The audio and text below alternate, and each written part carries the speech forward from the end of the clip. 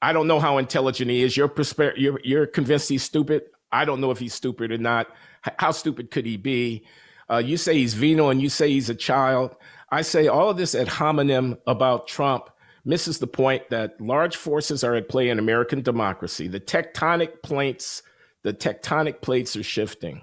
It's the kind of thing that Michael Sandel talks about in his brilliant new book, The Tyranny of Merit, where, I won't go into the book.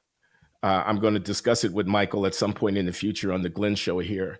But the basic argument is that around the world, we see populist uprisings and right-wing governments coming into power and unsettled politics in democratic countries from the right, because a dispossessed class of people who've been rendered economically inviable by globalization are not finding anybody who speaks on their behalf. And because the elites who are benefiting from globalization, concentrated in the coastal cities in the United States and on the left of our politics, don't have any kind of politics of solidarity in which their good fortune is shared with the rest of the polity. And that's provoked a certain kind of reaction.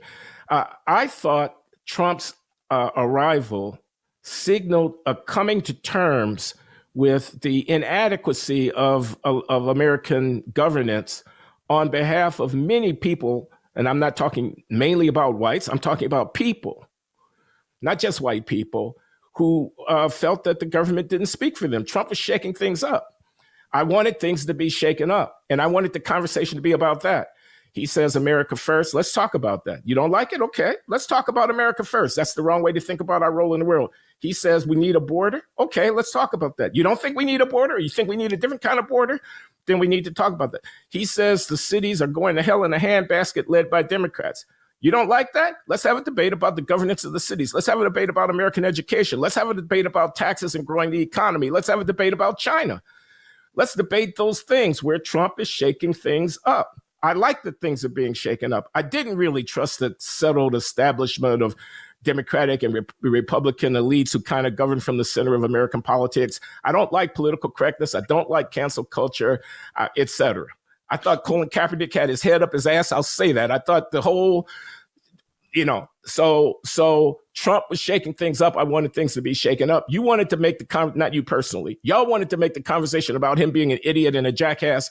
I wanted to make the conversation about the tectonic plates of American political economy shifting below our feet. In which way should we be trying to go? Trump will come and Trump will go, but the underlying structural problems will remain with us. Let's not waste our time talking about Trump. That's what I thought. And I'm saying I was wrong, okay? Yeah. I'm saying I underestimated this thing that my friend Stephen Tellis, the political scientist, and I'll stop, John, I know I'm going on for a long time, is always saying, which is that the institutions require, in order to function, not just de jure, not just the law, not just the rules, but also the spirit. People who occupy office have to come into that office because they have so much discretion. So much is secret and beyond what we can see in the newspaper about what's going on. So much depends upon the mood and tone and intent and so on, that we need good people, people of character holding these offices to complement the good institutional structures in order to produce good governing outcomes. And what disqualifies this guy, says a guy like Stephen Tellis, who wrote a book about the Never Trumpers, a very sympathetic book about the Never Trumpers, is that he doesn't have those qualities of character, which are a requisite concomitant to our rules, 3 branches of government, a constitution, et cetera. There's a lot of stuff that's just custom, a lot of stuff that's just, you don't do it. We don't do it like that. That's not how the way we do it. He was running afoul of all of that stuff.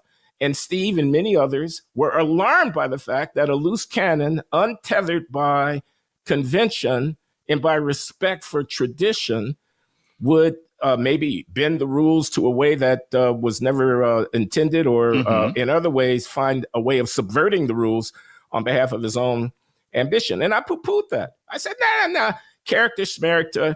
If you don't like him, vote him out. But meanwhile, can we talk about America first? Can we talk about the border? Can we talk about Black Lives Matter? Can we talk about whatever? He's not wrong about everything. Let's talk about those things.